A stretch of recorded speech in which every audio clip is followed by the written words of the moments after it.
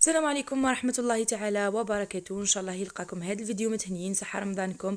مانيش ندير لي فيديو بزاف في اليوتيوب. هذا اول فيديو راح يكون في رمضان. ان شاء الله تعجبكم الوصفة وتجربوها وتخلوا لي رايكم في التعليقات. بالنسبة لي انا هاد لي بابا ولا هاد الوصفة اول مرة نجربها، جات بزاف بنينة وتجي بزاف مشربة وتجي بزاف خفيفة كيما راكم تشوفوا. نروحوا مع بعض المقادير وطريقة التحضير.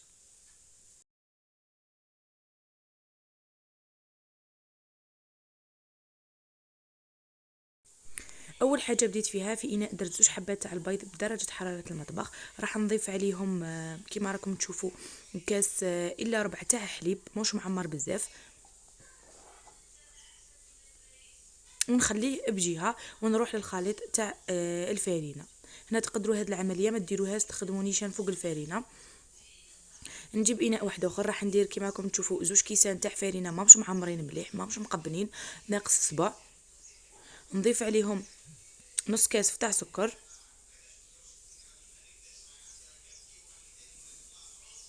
نضيف عليها مغرف كبيره تاع خميره الخبز، نضرب رشه تاع الملح، ونضيف مغرف صغيره تاع لافاني، تقدروا ديروا قشور الليمون، ونخلط مليح هاد المكونات هاد نواشف في رحبه، ونجيب هذوك البيض والحليب اللي خلطته كيما راكم تشوفوا، ونخلط به الكميه تاع الفارينه. هنا درت هذه الطريقه زعما باش ما تغبناش، ما نبداوش نضيفوا بشويه في الفارينه بهذه الطريقه، وتعرفوا اكيد الكميه والقوام تاع العجينه. انا درتها خفيفه بزاف باش من بعد ما تجيكمش كي طيب ما تجيكمش خشينه من الداخل، وراح تتشرب مليح كيما راكم تشوفوا. هذا هو القوام تاع العجين. راح نضيف عليها 2 مغارف كبار تاع الزبده تكون طريه بهذه الطريقه كيما راكم تشوفوا، ماهوش مقبلين مليح هذوك المغارف تاع الزبده.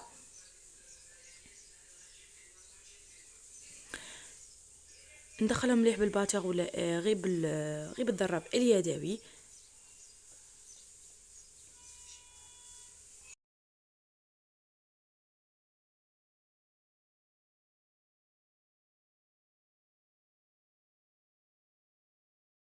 كيما راكم تشوفوا حتى تولي رطبه كيما راكم تشوفوا.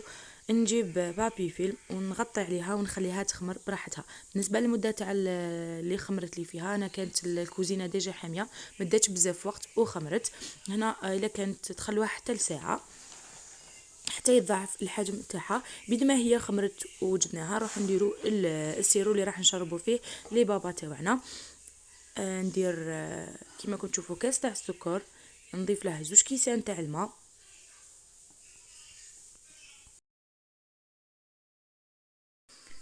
نخلطها ونديرهم فوق النار. كي تبدا تغلي نحسب لها 10 دقائق ونطفي عليها. نرجعوا للعجين تاعي بعد ما خمر كيما كنت تشوفوا ضعف الحجم تاعو. نجيب لي مول تاعي تاع لي بابا، كنت ديرت لهم شويه زبده ودرت لهم الفرينه باش ما يلصقوناش. نهبط هذاك الخمر تاع لي بابا تاعنا العجين كيما راكم تشوفوا فيه كي راه خفيف. راح نستعمل بوش ولا غير بالمغرف، البوش راح تسهل عليكم العمليه.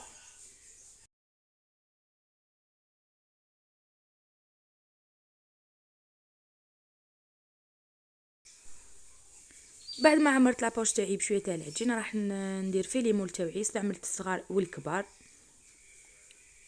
بهذه الطريقه. راح نديرو النصف برك تاع هذوك ليمون راح تزيد تخمر كذلك عاد باش طيب كيما راكم تشوفوا.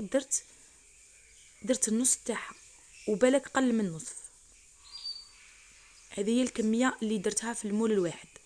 نكمل بهذه الطريقه نعمر كاع لي مول تاوعي ونخليهم يخمروا ومن بعد عاد باش نطيبوهم.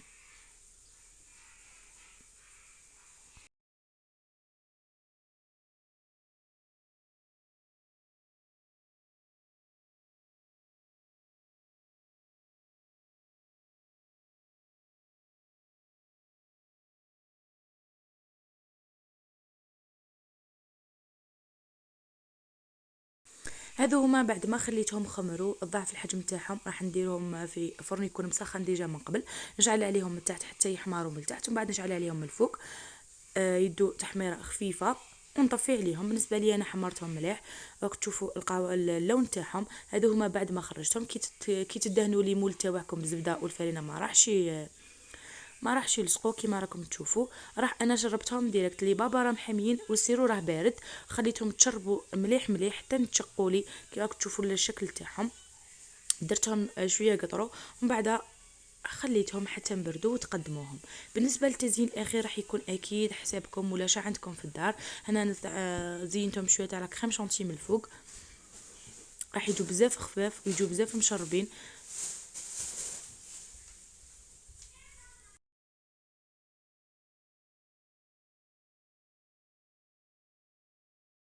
وهاد الكميه تاع 2 حبات بيض راح تقطع لكم كميه لاباس بها ما شاء الله. كما راكم تشوفوا يخرجوا مشمخين من الداخل، خفاف، ما يجوش معلكين، ما يجوش خشن. ان شاء الله تكون نالت اعجابكم هاد الوصفه، وتجربوها وتخلوا لي رايكم في التعليقات. صحه فطوركم.